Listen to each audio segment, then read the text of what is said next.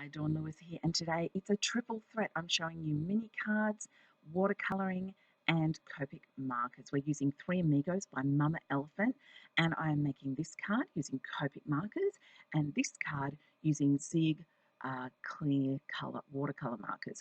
So first up, let's talk about these mini cards. I've taken us enough sheets of A4 cardstock and one sheet of 12 by 12 pattern paper.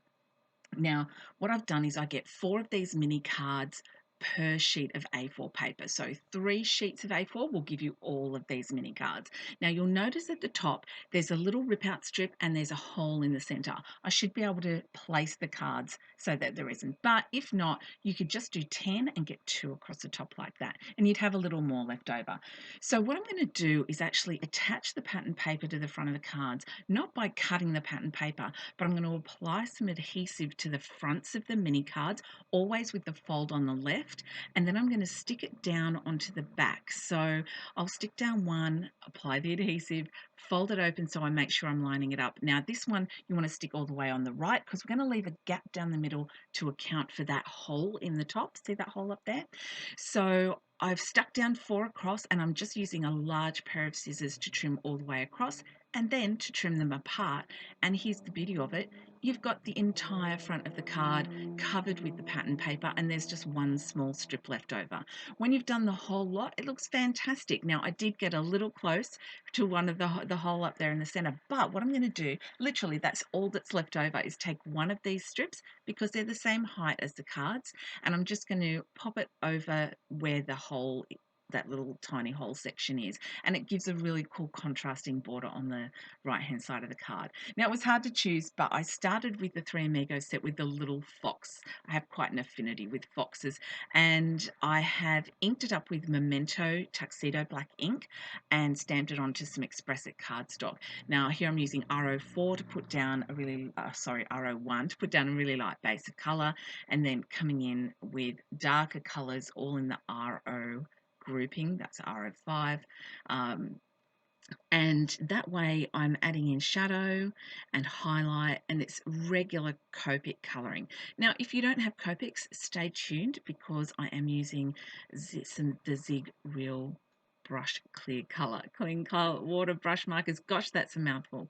I did some tip to tip blending, and you really do need to clean off your marker when you're done with that. And I've also just added a tiny bit of COO and CO1 around where the white areas are, just to give them a little bit more depth. I'm using the archival ink to stamp in the greeting, and just using a little black pen there to put the eyes and the nose back in. The Memento Tuxedo Black wasn't really stamping at its best, so I'm going to re-ink that. Some fine scissors, and I'm fussy cutting because I don't yet have the dies to match this set. It's on my wish list.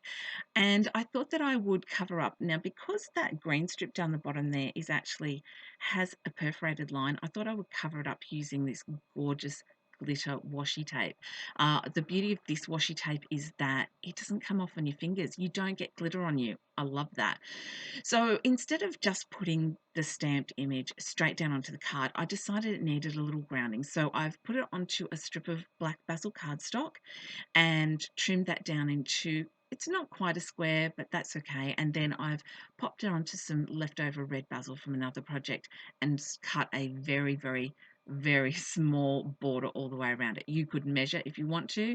I'm also using a piece of red fun foam, popping it onto the back, and that's just going to give it some dimension without it caving in. So this is it. That's it. Super, super simple card. And I'm going to go ahead and do the entire set of 12 like this. Now, on to the watercolouring. I am using the archival ink from Ranger to stamp the little raccoon onto some watercolour paper. Doesn't matter what colour water paper you're using, and I decided to go on the other side. So I'm using 062 in the Zig markers, and I'm just colouring it onto a block, acrylic block, and picking it up with my aqua pen.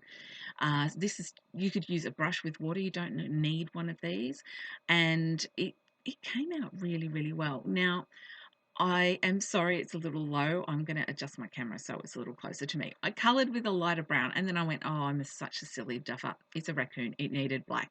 So I changed it. And I literally, for the sign, just used inks that were just kind of left over. It doesn't show up well here, but in real life you can see there's a little bit of colour around the sign that he's holding. Again, it's matted the same way, onto some black, onto some red, and I'm going to pop it up with some craft foam again. And this is how I will do all of the cards in this set. Each one will have a different greeting, and so they'll all go. I'm going to do a couple of sets of 6 for friends who might need little mini cards every now and then. For consistency, I've gone again with the gold glitter washi tape. Goodness me, this stuff's cute. I'll put a link below to where you can get this in the shop. That's it. Look, how simple was that? So I hope you enjoyed this quick tutorial. I'll put links below to where you can find this Mum Elephant set in the shop, as well as the washi tape. Thank you so much for watching and subscribing. I will see you next time. Bye for now.